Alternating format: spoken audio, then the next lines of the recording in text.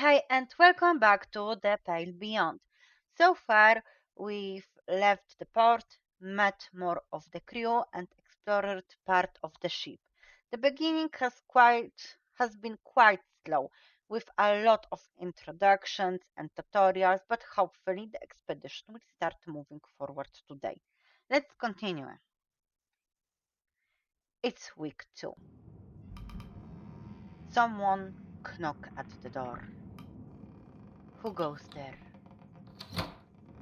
Door swings open to reveal Kurt Darling, all but filling its frame, grinning ear to ear. There you are, Officer Shaw. The ship's navigator is a difficult man to miss. Stature and reputation precede him, adorned with a slew of apparatus. This seemingly one-man expedition would be known to anyone following the heyday of exploration and the merchandising that followed. What I can choose, what I should choose. I have no time for celebrities, but I have a plenty time, so I know little of the man. His reputation is indeed great, but the man behind the legend is bit a stranger. Hiding away from the rest of us, are you? Are you always this early to rise? These days, I tend to enjoy a good lie-in, but not during an expedition. You know what they say of early birds and worms? No, I don't. Apologize for not stopping by sooner, Shaw. It took a while to set up my team, and a great deal of the crew were quite eager to meet me. It's not often they work with a film star, is it? Certainly. It's completely understandable on their part. There aren't many who haven't seen my films, particularly in this line of work. More than on one fellow on this crew said my work inspired them to explore the world. But please stop told me about this. Cut to the chase. Quite the honor, is it not? Ah, is there a point to any of this grandstanding? Oh, apologize. I suppose I did get distracted, didn't I? Anyway, I was hoping you'd join me up deck. Of course, but why? We've finally entered the pack. I thought you'd want to see it for yourself.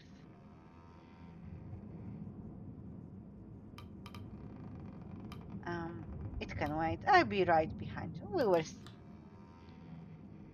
Kurt turns to walk away before turning back. Ah, and enjoy your morning. It's a good day, show. Harm. He leaves. He speaks too much. Week 2. The ships make its last port of at Orca Island. Corder's leading dogs are picked up. The scouting crew and Kurt Darling are picked up. Kurt Darling, it's funny name. The days are getting brighter as you move further south.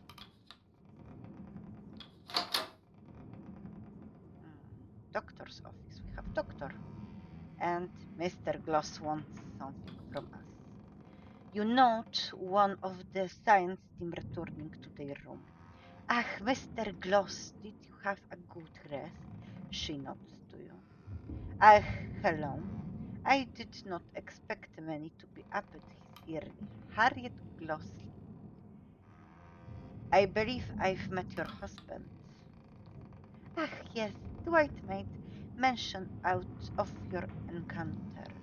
He's still fast asleep. He's adjusted to the ship well. I believed a walk around the ship would help acclimate myself to the waves. Perhaps it will take some more time. With that, Mr. Gloss makes her way back to her cabin. The science team aren't used to the sea or the sailor folk, and but the star, is it? Quite the culture clash, isn't it? Well, I'm sure they'll grow used to them over time, Har. And I've heard that the woman speaks too much. I, I don't agree. Just look to Kurt.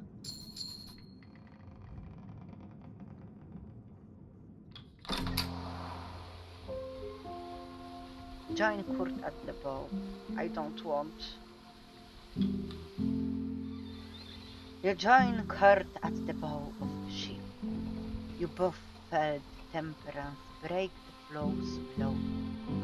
Gripping at the railing, it rose an enormous breeze. The footing beneath rises at the ship's mouth, an impending ice flow.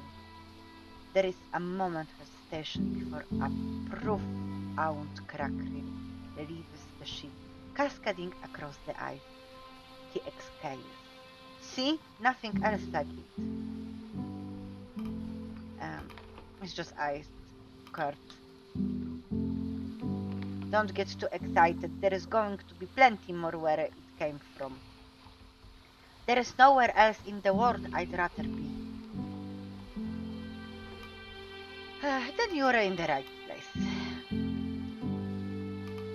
I assumed you've seen everything. A younger me would have agreed with you. It's an interesting mix, nostalgia and the never-ending new. Look at the ice. No two cracks are the same. I need a navigator, not a poet. I agree with that.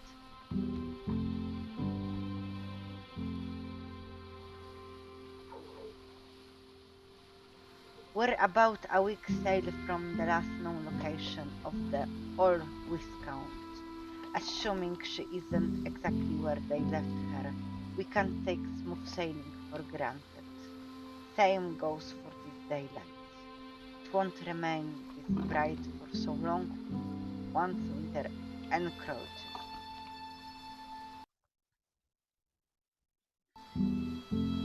He looks out across the white. We won't be so confident when the leads dry up and we are stuck here till the next cycle. We need to change course. Avoid the pack. Have you informed Captain Hunt? He won't listen to me. Thinks I've been dulled by retirement. I've probably seen more ice than he has whiskey. It's not my decision. Yes, but you have the captain's ear. Have you ever experienced the long night winter? It's not pleasant to say the least.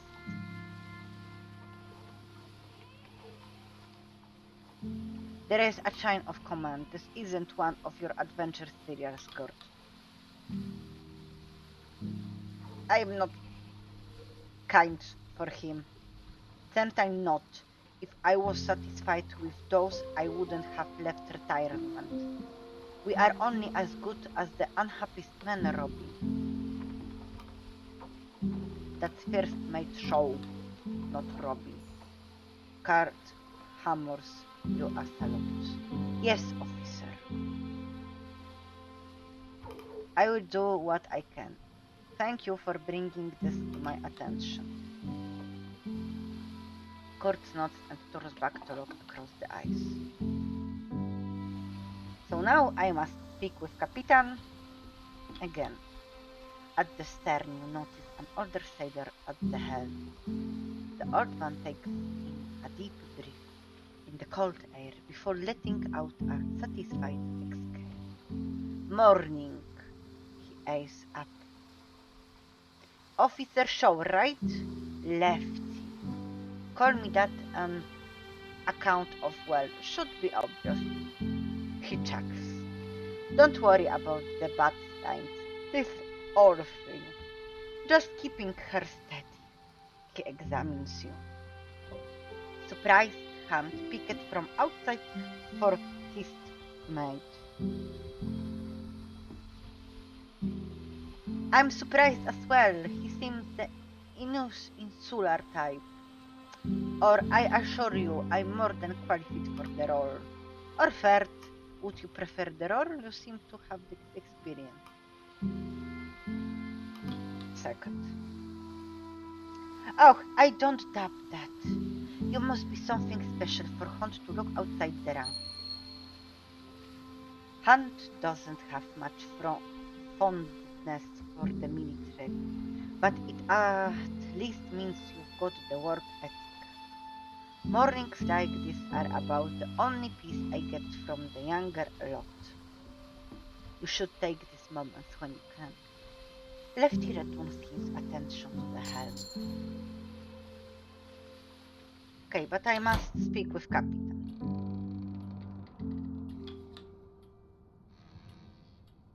Hello, Captain. Oh, so. Ready for another day of work? Did you hear Kurt's adverts? He wants us to switch course. Ah, yeah, he had a few words to share. He may have been an expert in his time, but these days Kurt is one with more money than sense. So why he is doing on this ship, this expedition? I need a navigator, not the star. Anyway, back to work. I was hoping you'd help me work through a few more requests from the crew. You may have noticed the line pulling up outside. Everyone wants something, it seems. Call them in as you please. Kasha, come to us. Captain Shaw. I thought occurred to me the other day while looking through the crew manifest and, well, it might be too late for this now that we've already entered the ice. Out with it. I thought it would be good to have individual photos of the full crew. For your report? Not only my report, it would be good reference for the manifest. Put faces to the names. Much of this crew have served me for years, some decades. I have little problem putting faces to the names. Your foes show?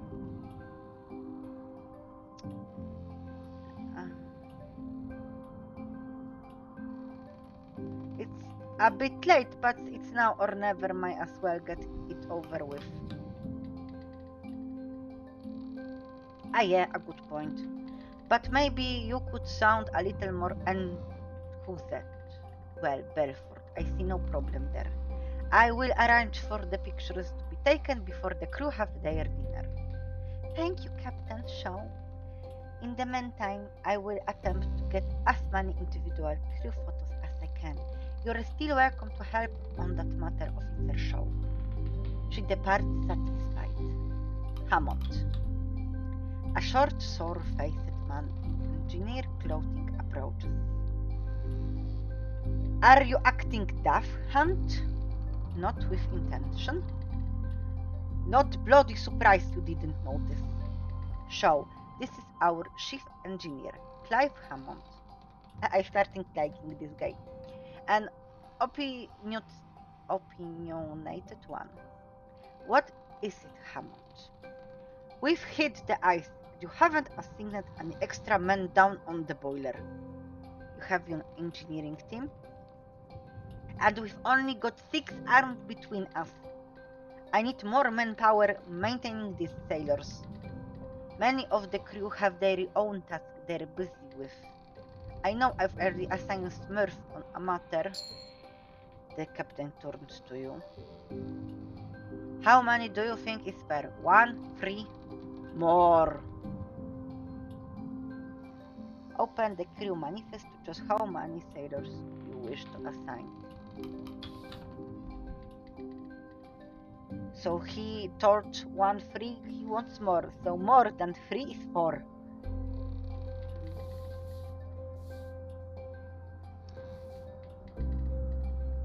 So I say maybe I give him Emilia. He don't have 1 arm.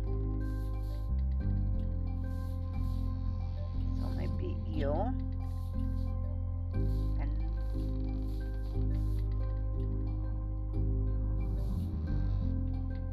maybe lefty. And one more. Undiscovered, I cannot put undiscovered.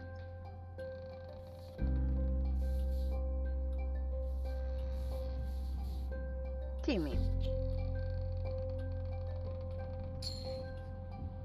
You can take rund, lefty, corvid and jump. You're giving me the bloody stowaway? Would you rather none? The engineer holds his tongue. Fine. But ye can tell me how right I was when we're buried under the ice. He lives. A ghost spirit, that one, beneath the oil and the temper. You won't be seeing much of him, though. Prefers to burrow himself into the boiler room. And now the last, Corvid. Corvid enters the office. Hunt, you ask for a report on how the stowaway was doing. Yeah, I wanted to see if the young boy has been settling in well. He has indeed. It means another mouth to feed, but the boy works hard and doesn't ask much. He has his dad to guide him as well. I'm sure the boy's father is ecstatic. Worried sick, but happy, I am. Well, what do you know, Shaw? Perhaps we were right to keep the boy aboard. And this is all. Good to have all that settled them. Perhaps we shouldn't rule out old Kurt so easily. If the man thinks there could be an alternate path through the ice, he's free to search for it. Shaw, meet with him when you have time. Changing course or not, we won't want his scouts set up in the crow's nest. Take care of that, then you'll be done for the day. So now we have the hard choose. While examining the rigging of the ship, your eyes notice a figure darting by, climbing off on the ropes with ease. The figure lands on their feet before dusting themselves off. Their outfit denotes one of Kurt's scouting hero. No problems, she looks to you. And you are? Officer Shaw. Yourself? Flick. I'm on of Kurt's crew. Don't worry about my safety. I know what I'm doing, trust me. Kurt doesn't just hire anyone. Well, he didn't hire me for no reason. Got the medals in gymnastics if you're worried about my credentials. Flick jumps up and returns to scaling the rigging of the ship. Approach the sick young man. The spot a young full-looking man leaning over the side of the ship. His head slumped as he looks into the icy pool below. It appears he's been visited by a spot of sickness. Are you okay? I think it's not okay. Pat him on the back. Nah, I don't know you. Are you okay? You speak out, and the sickly man doesn't answer. He raises his head and turns to spot you, his eyes widening in shock, and he does. Bespected young man shaking with unease. He stares at you for a brief moment, a look of shame plastered upon his face. Sorry. I haven't seen you around. Who are you?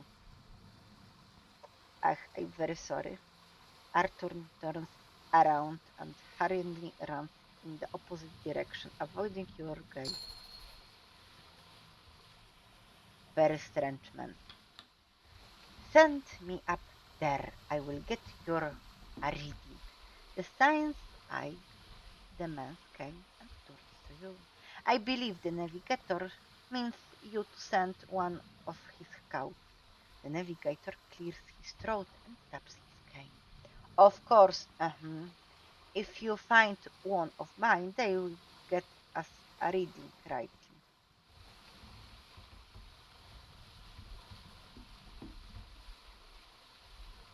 How I can go up, up. Okay. Scout from the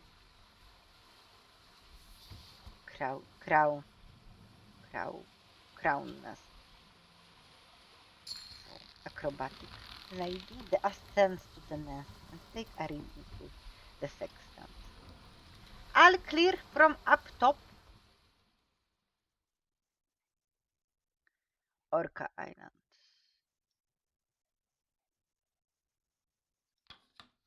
The last port you made, where you pick up Kurt and the scouting team from.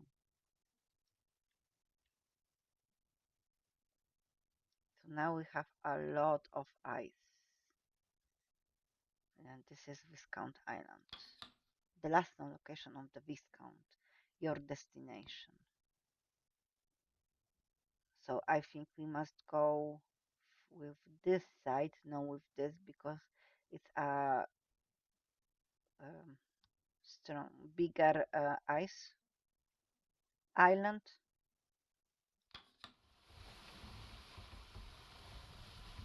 And I wanna speak with you, but I can't.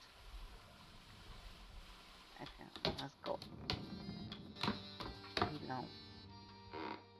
Approach the accordion. He spots you and seizes in his playing. Need something? You're a grimly, aren't you? Nice accordion, do you mind if I see? No, I want to see this. You're a grimly, aren't you? The man grunts. I am. Grimly Stoke. I am the ship's carpenter and musician. Then you're Junior's brother. Then you're Junior's brother. I just said it. Junior? Your show. Junior mentioned you. And it was good to meet you, Grimly. Grimly just grumps in response. Won't keep you from your work. Don't keep me from my break. It was fair. You spot a suspicious-looking sailor emerges from the pantry. The hooded sailor spots you keeping their hands firmly in the pockets. Not what it looks like, Officer Shaw. Plek, but call me gnomes. I'm not thieving anything. You best have a good explanation then. I hadn't considered, but now? You think I protest too much then? No worries, I was just setting up a practical joke. And what is this practical joke? Not going to spoil the surprise. It's not at your expense if that's your concerns. Have to get some enjoyment around here, don't you think? With their mysterious trap set, gnomes scurries off the upper deck to return to work.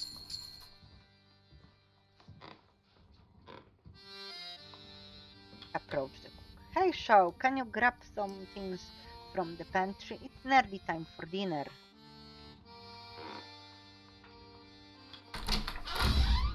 The moment you enter the pantry, a bag of flour drops on your head, scattering all over your office uniform. The hell was that, gnomes? You wipe the floor off you before continuing. This was a joke. You lift a crate of things from the shelf. Crew need fed for the week. Okay, so I must prepare the food. Resources items may be spent here for instant effect, increasing food or changing the status of people. So I have one food. And this is all.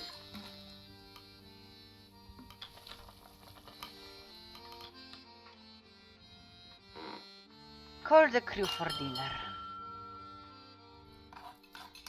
The crew have their meal. Har, shall we toast to the ice? Yeah. The days get longer, but dinner is fixed. It will see us through the long days and the darkest nights.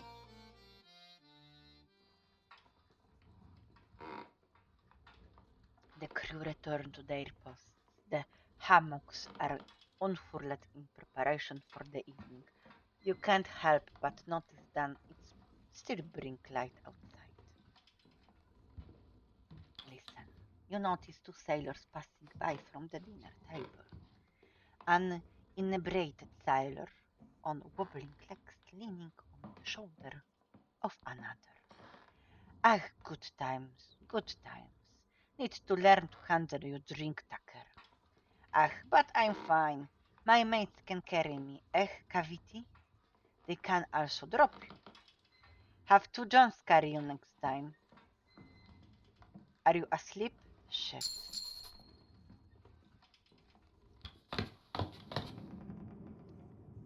Door and my cabin and door. What is this? Okay, so we must listen. Another sailor. You overheard two engineers chatting above deck, or rather, you overheard one engineer speaking with another. Don't know how the chief could stay down there all evening. You ever seen Mr. Hammond eat? I haven't. Maybe he doesn't even eat. Man's not human if he can work all day and night off that boiler. Probably doesn't sleep either. He probably sleeps. Aedik is figurative, right? Enter the forecast. Change position. No.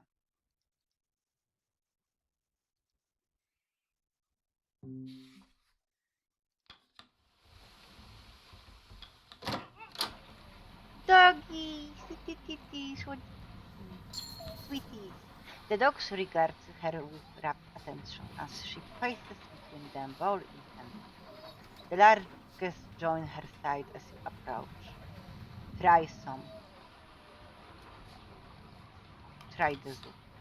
You nearly burn your mouth on the hot broth. It's disgusting. The broth is oily and strange. I can see it isn't to your tastes. Penguin, some blubber, fats and proteins. You adjust. Fastest way to hydrate them. Was there something you need? Uh, just inspecting the animals. They belong here more than we do. Unlike us, they need the ice. It calls them through their paths and as they run. They'd overheat otherwise. Who's that beside you? This is Stanberry Bark. You've been on the ice for a long time. A long time, yes. Strong animal. Very. They handle stress differently, adapt quickly. There's plenty to be learned from them. You love these animals, it's obvious as you live.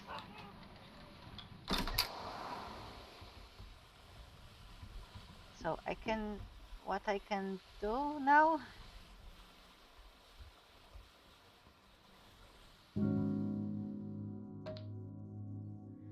Filtration is lower.